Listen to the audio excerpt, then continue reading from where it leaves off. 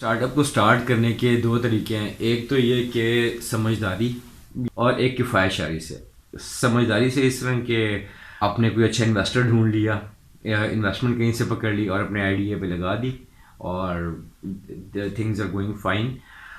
तो एक तो ये तरीका हो गया। दूसरा तरीका है किफ़ायत शारी कि आप पहले कोई प्राइमरी सोर्स ढूंढें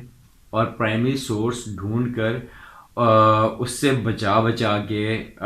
या तो बचा बचा के लगाते रहें या बचा के जमा करें और जमा करके लगा दें। तो किफ़ायत शारी का रूट जो है वो थोड़ा सा लंबा रूट होता है। प्राइमरी सोर्स को ढूंढने के चक्कर में क्योंकि करंट सिचुएशन में हर जगह कंपटीशन हुआ पड़ा है, तो प्राइमरी सोर्स को ढूंढने में भी टाइम लगता है।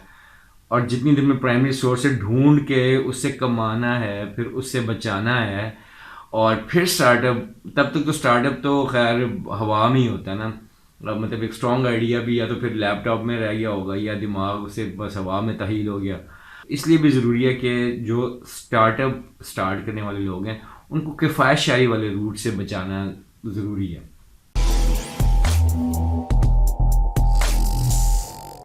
स्टार्टअप्स के लिए फंडिंग की या फंड रेजिंग की क्या इंपॉर्टेंस है, उसको जानने के लिए सबसे पहले तो ये समझना पड़ेगा कि why do we need startups in the first place. क्यों ये ज़रूरी है कि नए स्टार्टअप्स जो हैं वो क्रिएट किए जाएं, या जो पाकिस्तान में स्टार्टअप कल्चर का डेड होता हुआ सीन है उसको रिवाइव करने की क्या ज़रूरत है। और ये चीज़ तब बेहतरीन तरीके से रियलाइज़ हो सकती है कि अगर हम एक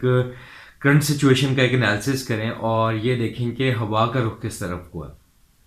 सो टू स्टार्ट विद, आपने ये नोटिस किया होगा कि पाकिस्तान में काफ़ी अरसे से कोई नया बिजनेस, नया बड़ा वेंचर, नई बड़ी कंपनी वो अब सामने नहीं आ रहा। जो पुराने और अच्छे वक्तों में स्टार्टअप स्टार्ट हुए थे और ग्रो कर गए, या बड़े बिजनेसेस थे, बड़े वेंचर्स थे, फैक्ट्रीज थी, मिल्स थी, एंटरप्राइजेस थी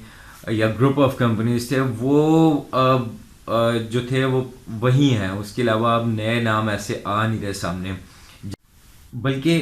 इन जाइंट्स पे भी या इन बिजनेसेस भी अगर आप नज़र डालें तो आपको ये पता चलेगा कि यहाँ पे भी जो कंपनीज हैं, ऑर्गेनाइजेशंस हैं, वो ऑलरेडी सेचुरेट हो चुकी हैं और ज़रूरत से ज़्यादा लोग उनमें काम करें। नई जॉब अपॉर्चुनिटीज़ और वो ऑफ़र नहीं कर पा रहे, और सबसे बढ़ के क्वालिटी जॉब्स ऑफ़र नहीं कर पा रहे। और फिर ये कि नए वेंचर्स, ऐसे बड़े वेंचर्स मज़ीद ना आने की वजह से या ना होने की वजह से जो बेरोज़गारी है वो भी बढ़ रही है। और करंट सिचुएशन में, कोरोना की जो सिचुएशन है उसमें हालात ये हुए कि प्राइवेट सेक्टर तो उसने तो किया ही किया, गवर्नमेंट सेक्टर में भी डाउन साइजिंग हुई और कंपनीज ने एम्प्लॉयज़ को फायर किया। तो अगर नए बिजनेसेस क्रिएट होते रहेंगे तो अनएम्प्लॉयमेंट ऑब्वियसली रिड्यूस होगी, और वो बिजनेसेस अगर बड़े बिजनेसेस में कन्वर्ट होंगे तो obviously they can offer good salaries to the employees, और एम्प्लॉयज़ के भी हालात बेहतर होंगे। लाइफस्टाइल ऑफ़र करेंगी कंपनीज, जो कि बहुत सारी कंपनीज पाकिस्तान में ऑफ़र कर रही हैं, लेकिन अनफॉर्चुनेटली वो पाकिस्तानी कंपनीज नहीं हैं, बाहर की कंपनीज हैं जो प्रॉपर एक लाइफस्टाइल ऑफ़र करती हैं जहाँ पे जॉब सिक्योरिटी भी है और अच्छी सैलरीज भी हैं। तो पाकिस्तानी कंपनीज ऐसी नापैद हैं।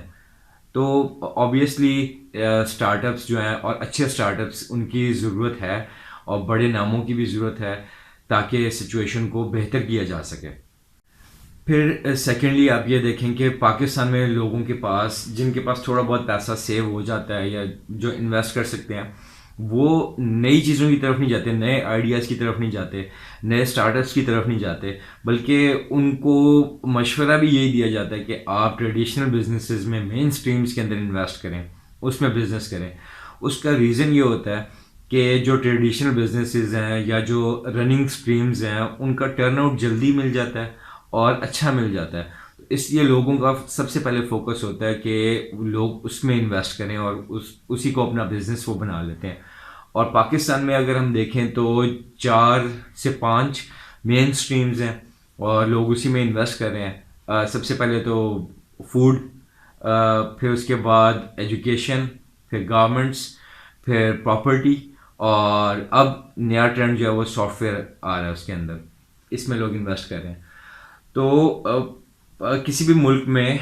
स्पेशली पाकिस्तान टाइप कंट्री में, अगर आप ये समझते हो कि जी नंबर ऑफ ट्रेडिशनल बिजनेसेस ज़्यादा होने से मुल्क की सिचुएशन बेहतर हो रही है, तो अपेरेंटली तो शायद हो रहा हो, लेकिन अगर आप सिचुएशन का एनालिसिस करेंगे, थोड़ा सा उसको डीप डाउन देखेंगे, तो आपको ये समझ आ जाएगा कि इससे कुछ खास भला हो नहीं रहा मुल्क का। वजह ये कि लेट्स सपोज, इसको अगर मैं एग्जाम्पलीफाई करने की कोशिश करूं, तो हम गारमेंट्स की इंडस्ट्री को ले लेते हैं, और गारमेंट्स की इंडस्ट्री में हम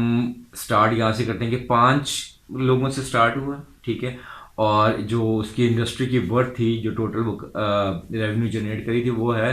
1000 रुपीज़ का, ठीक है, 1000 रुपीज़ का बिजनेस उसके पास आ रहा था।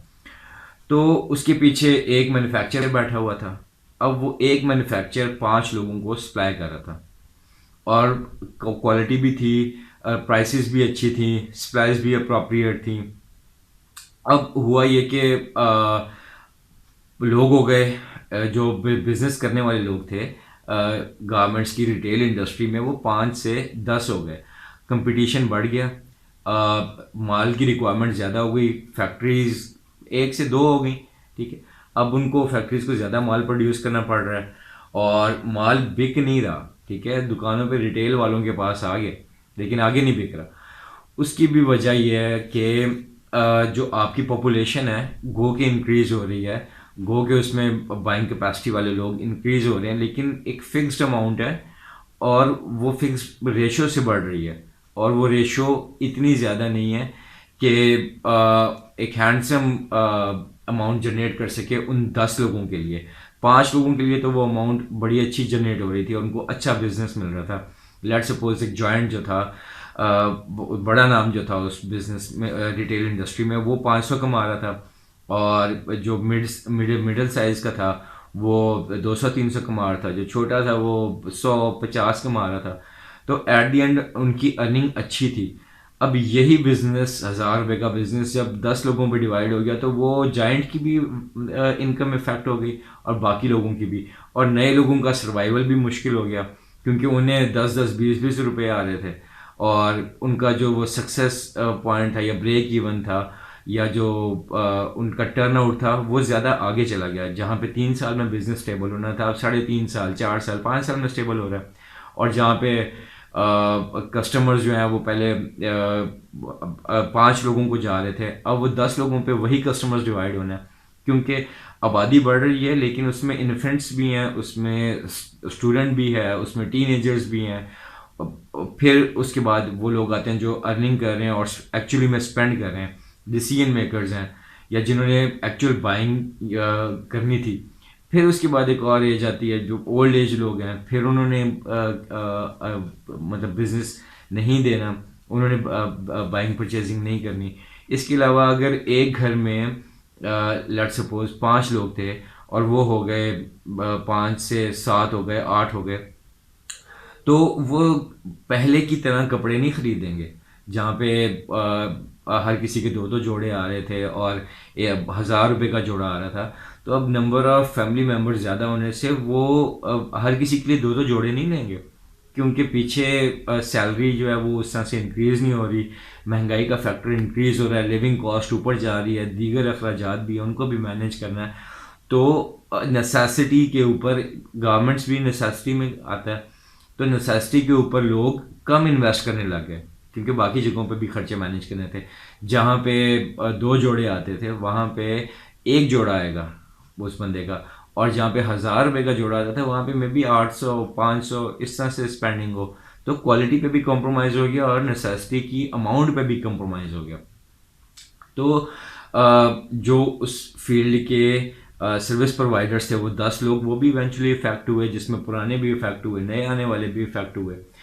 और फिर इसमें वो लोग भी एडअप हो जाते हैं जो इस बिजनेस की स्ट्रीम, मतलब हाइप को देख के आए कि जी बड़ा अच्छा टाइम है,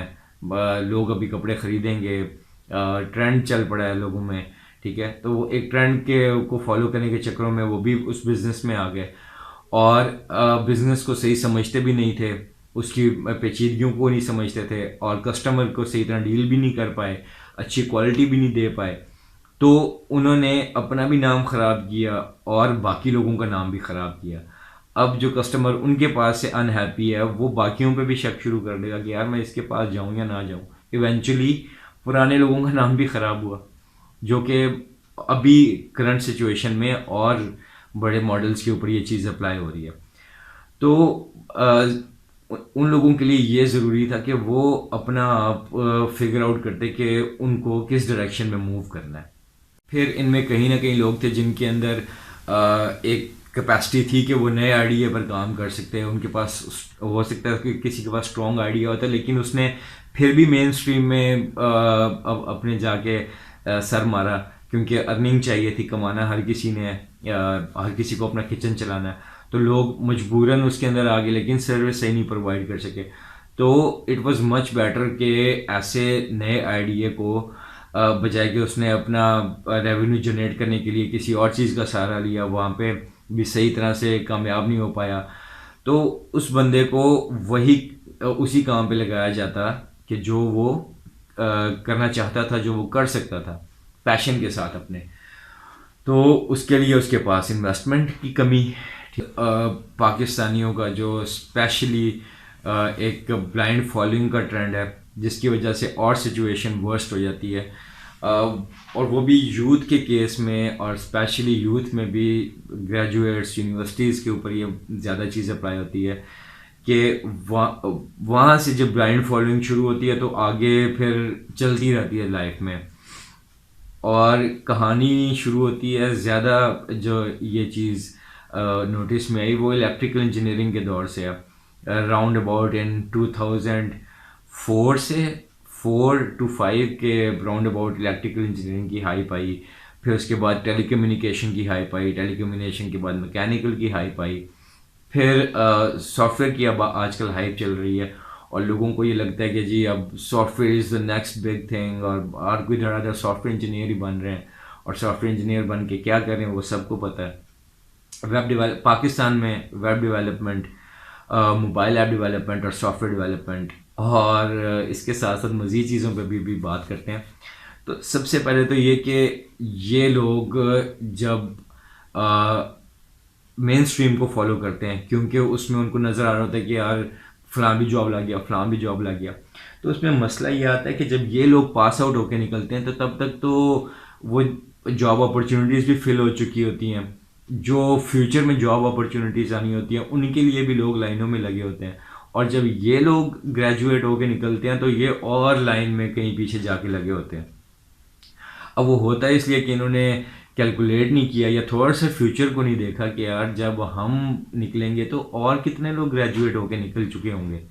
4 साल की डिग्री होती है, 3 साल के अंदर कितना ग्रेजुएट प्रोड्यूस होगा, कितनी जॉब अपॉर्चुनिटीज़ आएंगी, और जब हम चौथे साल में ग्रेजुएट होकर निकलेंगे हमारे साथ और कितने होंगे। ये टोटल जो सम इसका करेंगे वो कितने ग्रेजुएट्स होंगे, जिसमें क्वालिटी ग्रेजुएट्स भी होंगे,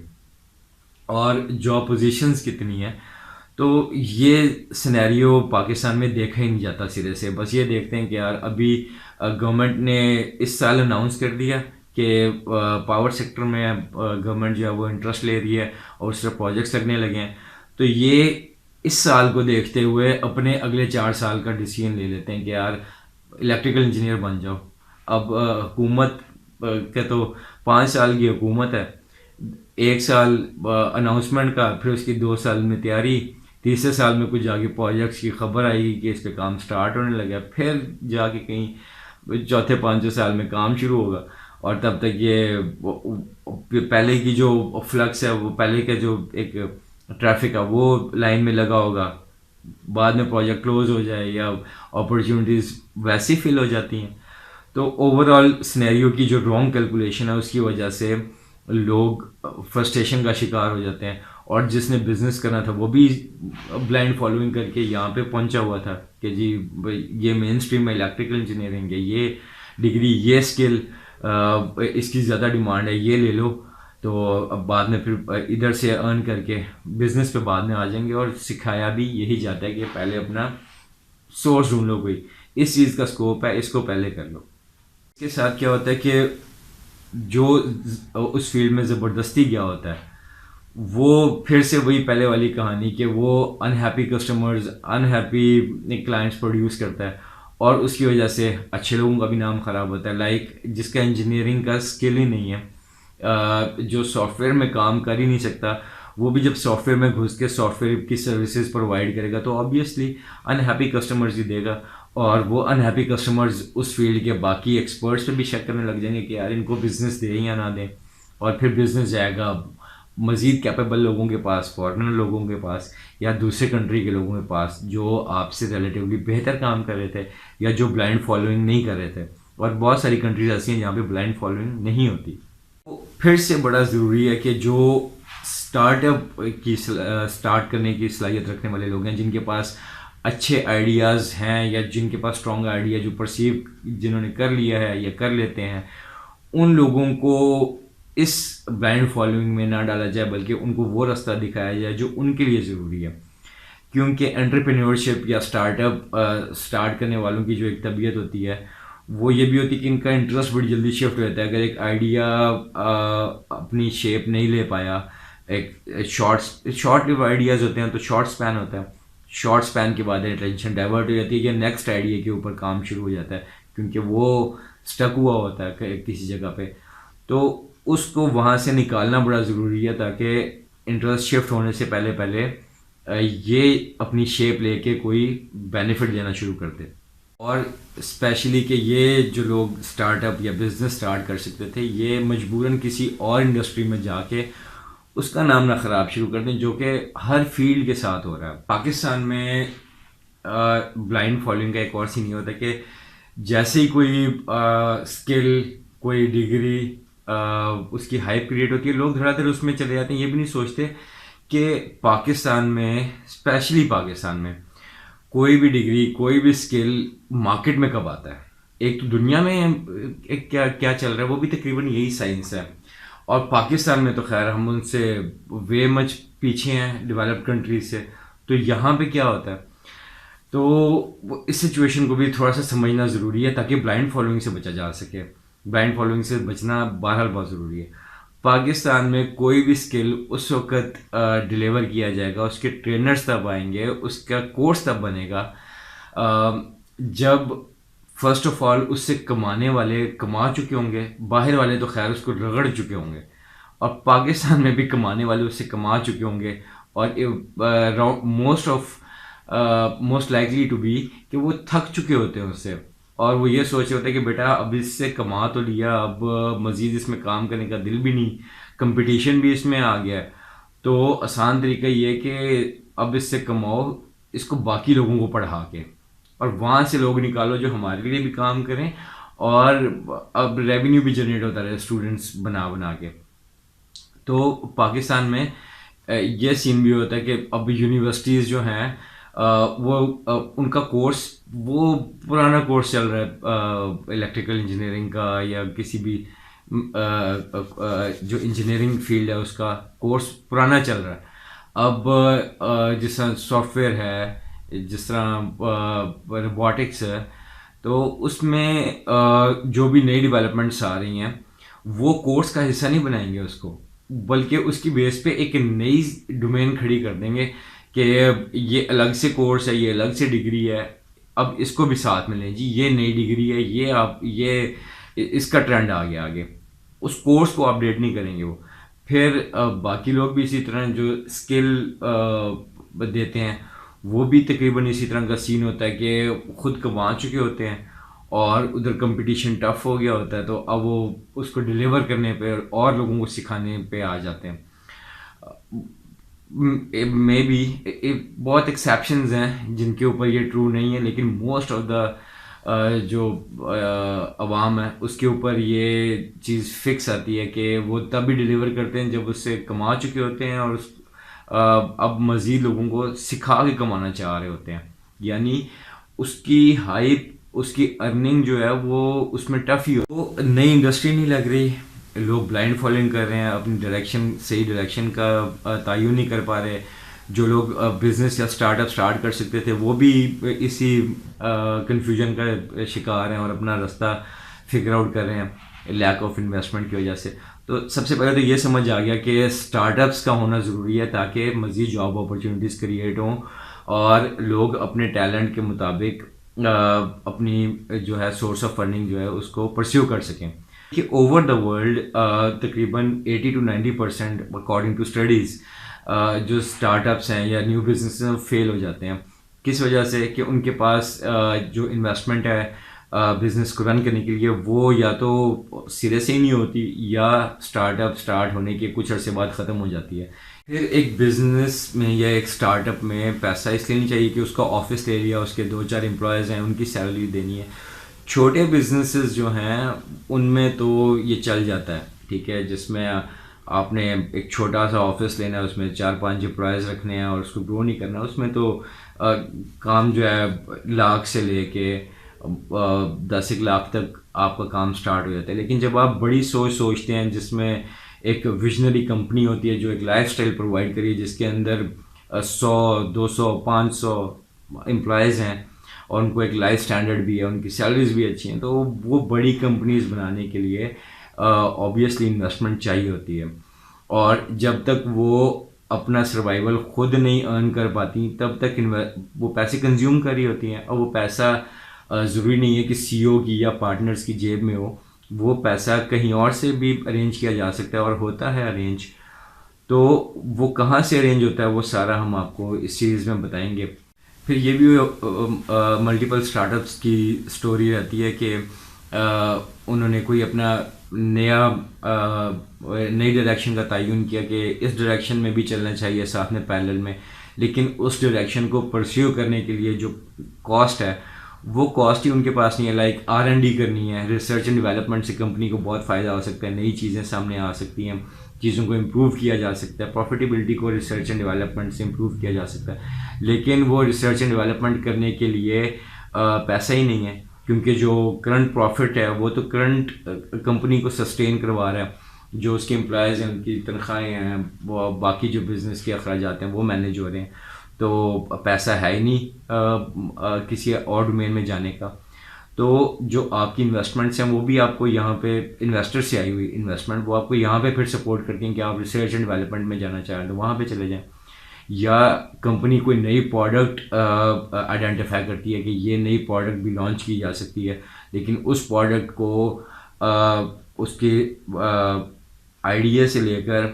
उसकी प्रोटोटाइप, उसके सैम्पल्स, उसकी मार्केटिंग,